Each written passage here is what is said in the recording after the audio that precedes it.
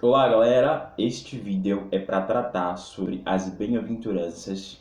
A gente encontra esse texto no livro de Mateus, capítulo 5, versos de 1 a 12. Acontece que no dia de ontem eu fiz uma live pelo Instagram, só que travou muito. Travou em falas importantes e aí eu resolvi fazer esse vídeo para tratar melhor desse tema das bem-aventuranças. Eu vou estar lendo em duas versões.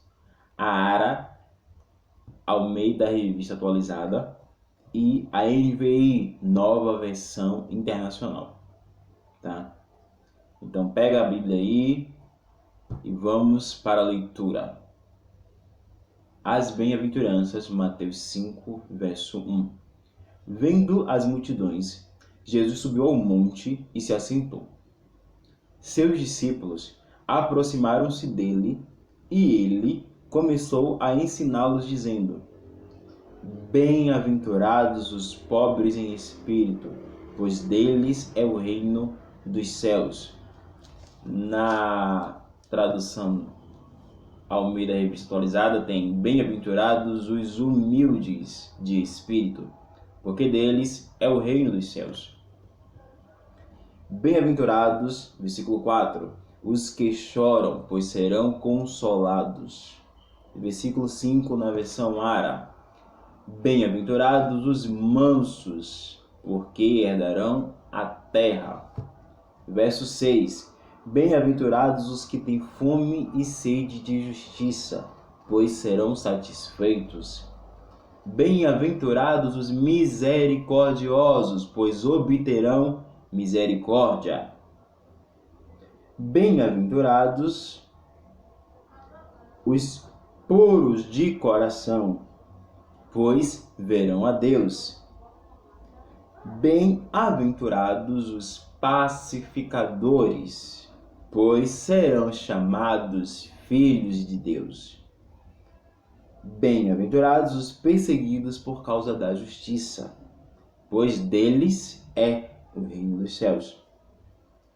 Bem-aventurados serão vocês quando, por minha causa, os insultarem, os perseguirem e levantarem todo tipo de calúnia contra vocês.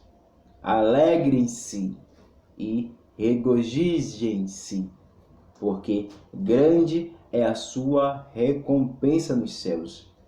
Pois da mesma forma perseguiram os profetas que vieram antes de vocês.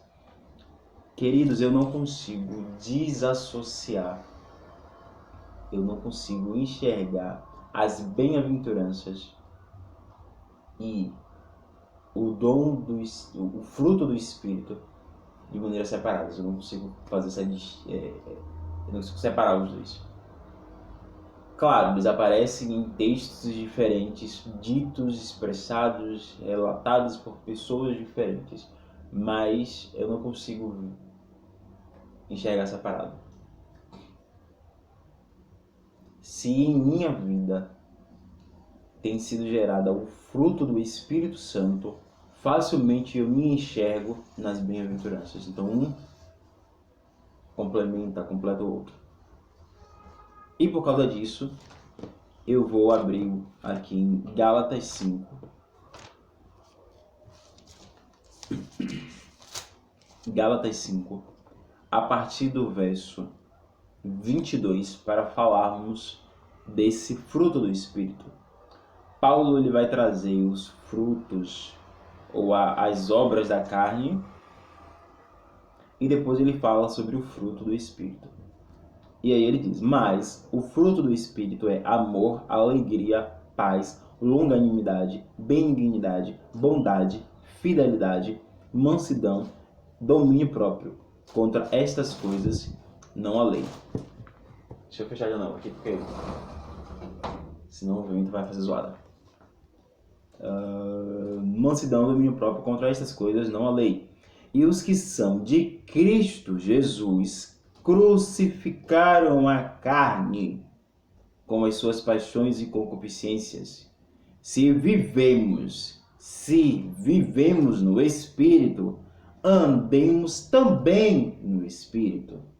Não nos deixemos possuir de vanglória, provocando uns aos outros, tendo inveja uns dos outros. Então, se temos em nós o fruto do Espírito sendo gerado, logo facilmente a gente consegue se enxergar, se visualizar, se perceber nas bem-aventuranças. E o que é ser bem-aventurado? Ser bem-aventurado é ser feliz. Jesus está dizendo: feliz os humildes, pois eles receberão. Feliz os pobres em espírito, os humildes em espírito, porque deles é o reino dos céus. Felizes os que choram, porque serão consolados. Felizes os mansos, porque herdarão a terra. Felizes os que têm fome e sede de justiça, porque serão saciados. Bem-aventurados é felizes. Então somos felizes quando temos fome e sede de justiça, quando choramos e temos esse espírito humilde, quando somos perseguidos por causa do Evangelho, quando temos misericórdia, somos felizes porque alcançaremos misericórdia. Vamos tratar aqui, sobre cada ponto dessas bem-aventuranças e entender melhor o que é isso. A primeira bem-aventurança é os de espírito humilde, os que têm esse espírito humilde, essa humildade de espírito. O que é essa humildade de espírito, irmão? Essa humildade de espírito é reconhecer que você precisa, que você depende, que você carece da graça e da misericórdia de Deus para a sua vida. É você olhar para si e entender as suas falhas, os seus erros, a sua iniquidade, o seu pecado, a sua transgressão, e entender que sem a graça redentora de Cristo Jesus, sem o plano bem executado do Senhor Deus Pai Todo-Poderoso, ao enviar o seu Filho para que todo aquele que nele crê não pereça, mas tenha vida eterna, sem isso, nós padeceríamos. Mas graça nos alcançou através de Cristo Jesus na cruz e hoje somos salvos. A pessoa, quando ela está cheia de si, quando ela está cheia de orgulho, de vaidade, de prepotência, de mitidez, quando ela se acha alguma coisa, dificilmente ela vai enxergar que precisa se arrepender dos seus pecados. Dificilmente ela vai entender, ela vai conseguir compreender que ela precisa de Cristo Jesus. E se ela não enxerga, não percebe que ela precisa de Cristo Jesus, então ela está dizendo que a morte de Cristo Jesus foi em vão, foi inútil. Ela não precisa da graça redentora, ela não precisa que Deus executasse este plano de salvação, porque ela é dona de si, porque ela é autossuficiente, ela é capaz de fazer tudo e não precisa de salvação. Ela não padece, ela não sofre, ela não precisa de salvação, ela não precisa se arrepender. O Evangelho é esse chamado ao arrependimento. E se eu não preciso me arrepender, se eu não tenho do que me arrepender, logo eu rejeito o próprio Filho de Deus. É básico. E por isso Jesus começa abrindo as bem-aventuranças com os humildes de espírito. Os humildes de espírito são aqueles que reconhecem. Sou eu e você quando nós reconhecemos que precisamos, que carecemos do perdão de Deus em nossa vida. E quando a gente entende e percebe que precisa do perdão de Deus para a nossa vida, nós alcançamos o perdão. Quando nós nos arrependemos, nós somos consolados. Esse versículo 4, quando diz: bem-aventurados os que choram, pois serão consolados, é esta atitude de se arrepender. E aí, quando nós nos arrependemos dos nossos pecados, das nossas falhas, das nossas transgressões e das nossas iniquidades, o Senhor vem com a sua graça e nos perdoa e nos salva. Esse chorar não é o chorar quando a gente chora porque perdeu um ente querido, quando a gente chora porque perdeu um emprego, um relacionamento, mas é um chorar quando a gente se reconhece pecador diante de Cristo, e aí a gente chora, a gente se derrama em lágrimas e é consolado pelo Espírito Santo. É esse o chorar. Bem-aventurados os mansos, pois eles herdarão a terra. Salmos 37, 11. Quem puder abrir, por favor. Vai dizer, Davi dizendo, mas os mansos herdarão a terra e se deleitarão na abundância de paz. Alguns versículos antes, Davi vai dizer, descansa no Senhor e espera nele. Não te irrites por causa do homem que prospera em seu caminho, por causa do que leva a cabo os seus maus desígnios.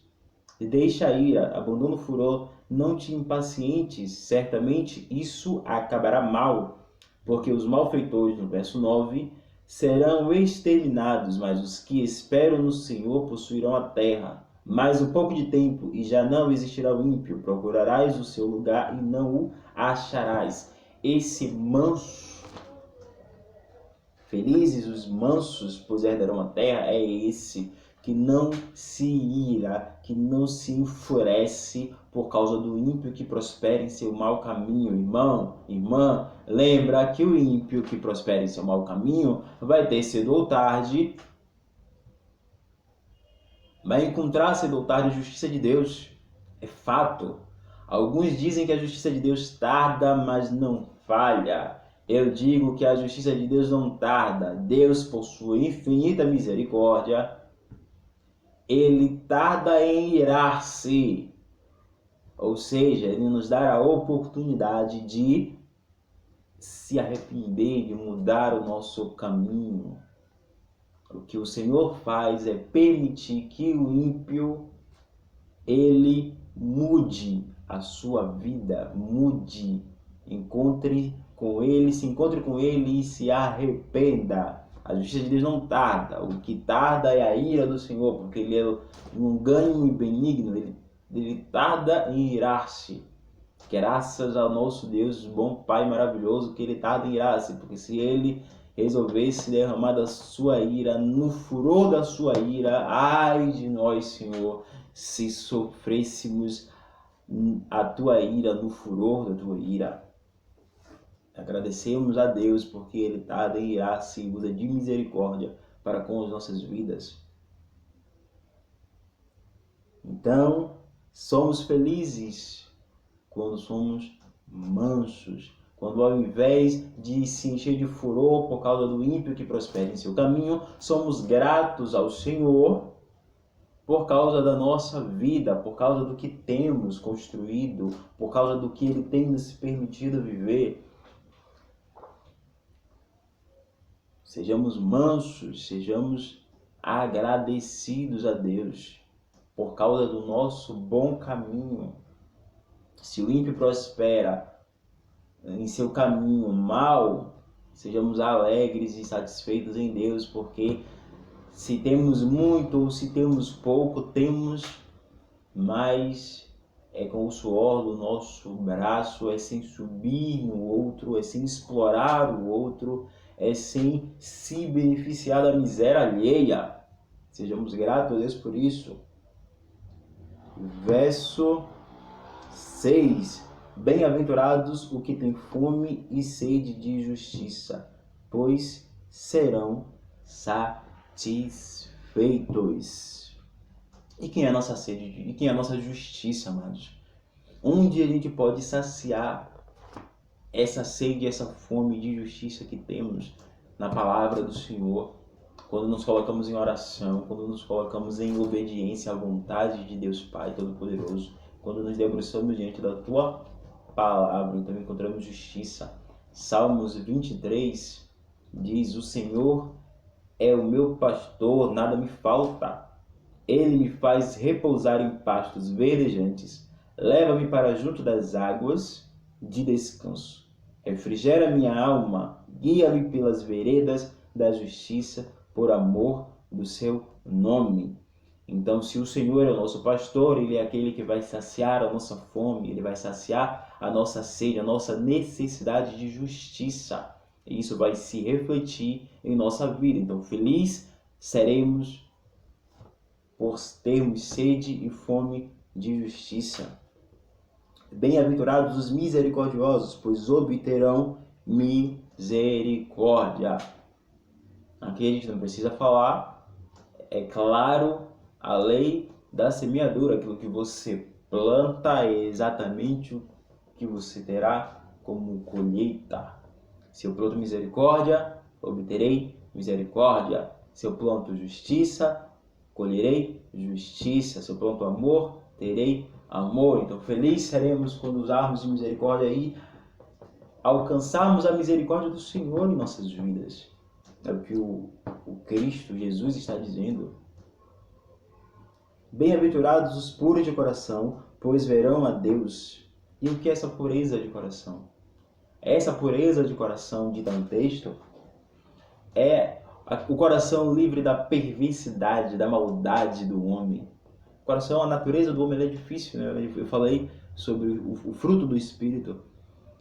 E contrapartida ao fruto do Espírito, existe as obras da carne, que é exatamente essa nossa natureza pecaminosa, que nos leva a fazer tudo aquilo que é contrário à vontade de Deus, que nos leva, ou que quer nos levar a desobedecer, a viver em desobediência, em desagrado à vontade do Pai.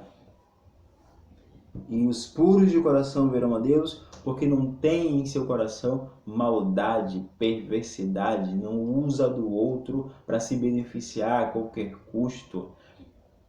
É engraçado as bem-aventuranças, porque uma ela vai completando a outra. Se eu tenho um espírito humilde, eu vou reconhecer as minhas falhas, eu vou reconhecer os meus erros, eu vou reconhecer as minhas iniquidades e transgressões e vou chorar diante de Deus as minhas culpas, e Ele vai, com o perdão por causa do meu arrependimento, me alcançar e transformar a minha vida através da tua palavra. Se eu tenho um espírito humilde, eu não vou me vangloriar, eu não vou me ensoberbecer, eu não vou me encher de vaidade, porque eu tenho buscado na minha vida a palavra de Deus. Se a gente segue lendo o capítulo 5, 6 e 7 de Mateus, a gente vai ver que Jesus está simplesmente fazendo o sermão da montanha, né? O discurso, esses ensinamentos de Jesus que estão contidos no capítulo 5, 6 e 7 é conhecido como o sermão da montanha. Ele traz princípios importantes para a nossa caminhada, princípios importantes para a nossa vida cristã, para o nosso dia a dia, para a nossa caminhada.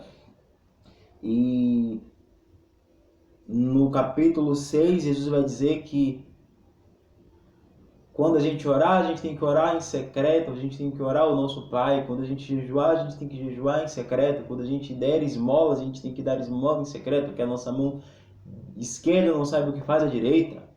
E o que é isso?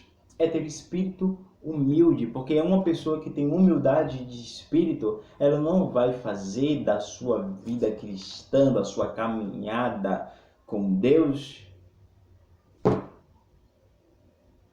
palco para aparecer, para ser aplaudido, para ser reconhecida pelos homens.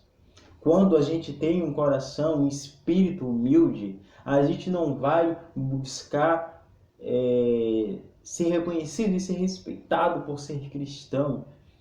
Eu tenho um exemplo muito prático em relação a isso.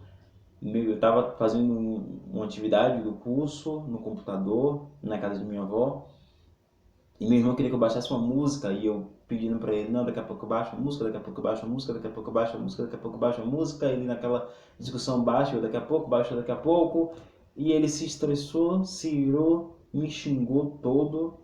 Eu saí, desliguei o computador, subi para casa de cima, que era onde eu morava, e fui orar, e chorei na presença do Senhor, e me derramei em lágrimas, e me esvaziei daquela raiva que eu estava sentindo. Só que eu me esvaziei da raiva que eu estava sentindo, mas existia uma vaidade em meu coração por ser cristão. E eu desci e fui falar com ele, olha, se você não quer me respeitar como seu irmão mais velho, você tem que me respeitar como um homem de Deus. Só que, queridos, ele não tem que me respeitar se ele não quiser, é um direito que cabe a ele. Cabe a mim respeitar a decisão dele de não me respeitar. Mas é uma decisão que cabe a ele. E eu impus, você tem que me respeitar, você tem que me respeitar porque eu sou cristão, porque eu sou homem de Deus. Estava envaidecido. E embora eu não tivesse pecado na minha fala, eu também não realizei a justiça de Deus, porque faltou em mim essa mansidão que é fruto do Espírito. Faltou em mim esse espírito humilde de entender que ele não é obrigado a absolutamente nada, até porque ele não é cristão. Ele não tem o conhecimento que eu tenho a respeito da palavra. Então, que moral eu tenho para exigir que ele me respeite? O que é isso? Que evangelho é esse? Que vida é essa que me faz entender que as pessoas precisam me respeitar porque eu sou? Então a gente precisa entender que em todo tempo, em todo momento, nosso caráter precisa ser tratado pelo Senhor. Hoje, depois de muito tempo, isso foi há anos atrás, eu consigo entender, e se eu tivesse que voltar ao tempo, eu faria diferente. Ao invés de descer para dizer a ele que ele precisa me respeitar enquanto homem de Deus, eu iria abraçar e pedir perdão porque eu não baixei a música na hora, no momento em que ele pediu.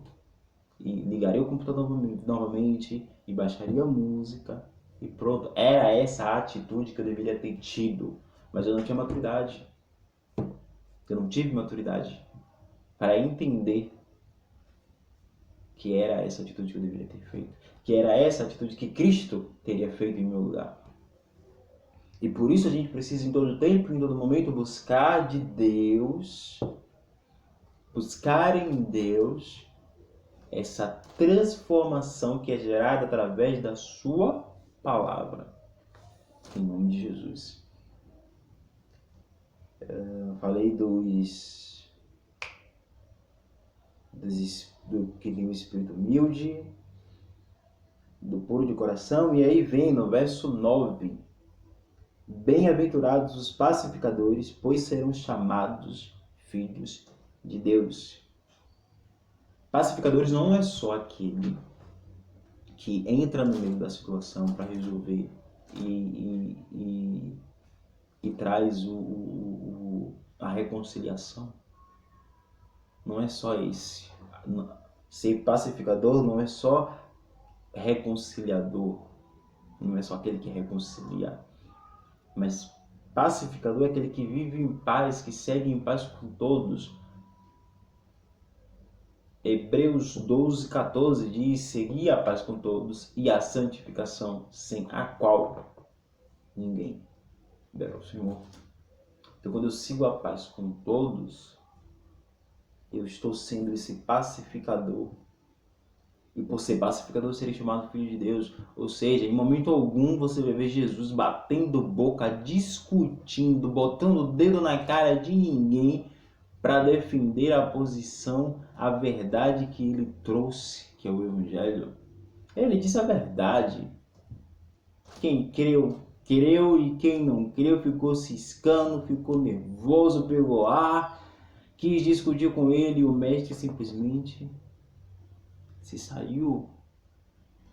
Porque a ele cabia dizer a verdade. O que a verdade dita iria causar no outro era um problema que precisava ser tratada pelo outro. Se o outro quisesse tratar a verdade, tratar os incômodos que a verdade causou, Jesus estaria ali, como muitos que foi incomodado pela verdade e o seguiu, porque entendeu que precisava desse perdão, que precisava desta verdade, que precisava dessa transformação que a palavra de Deus gera em nós. Mas aqueles que não tiveram um espírito humilde para reconhecer a sua necessidade por transformação, aqueles que não conseguiram alcançar o arrependimento, ouviu a mesma verdade de Cristo e ficou sambando, ficou ciscando, ficou nervoso porque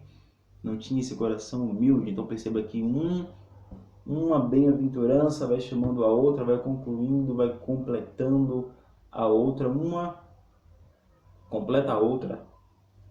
Bem-aventurados os pacificadores, pois serão chamados filhos de Deus. Então nós não somos reconhecidos enquanto filho de Deus se a gente fica discutindo, batendo boca, botando o dedo na cara de um, botando o dedo na cara de outro para defender a verdade do Evangelho.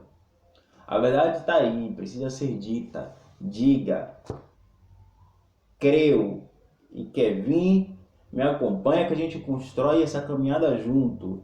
Ouviu, não quer acreditar, não quer aceitar, não concorda, problema seu, meu irmão. A verdade foi dita, a palavra foi lançada, agora está contigo.